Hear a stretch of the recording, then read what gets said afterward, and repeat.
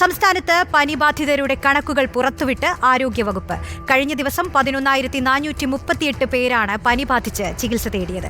ഏറ്റവും കൂടുതൽ കേസുകൾ മലപ്പുറം ജില്ലയിലാണ്. 2,159 പേരാണ് മലപ്പുറത്ത് ചികിത്സ തേടിയത്. 109 പേർക്ക് ഡെങ്കിപ്പനി സ്ഥിരീകരിച്ചു.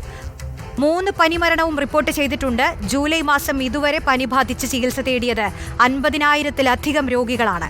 5 ദിവസത്തിന് ശേഷമാണ് ആരോഗ്യവകുപ്പ് വെബ്സൈറ്റിൽ കണക്ക് പ്രസിദ്ധീകരിച്ചത്.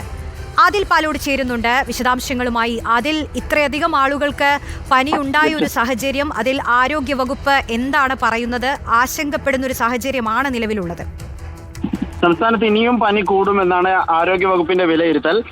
ഇന്നലെ മാത്രം 11,438 പേർക്ക് പനി ബാധിച്ചു. മലപ്പുറത്താണ് ഏറ്റവും കൂടുതൽ കേസുകൾ. 2,159 പേർക്കാണ് പനി ബാധിച്ചത്.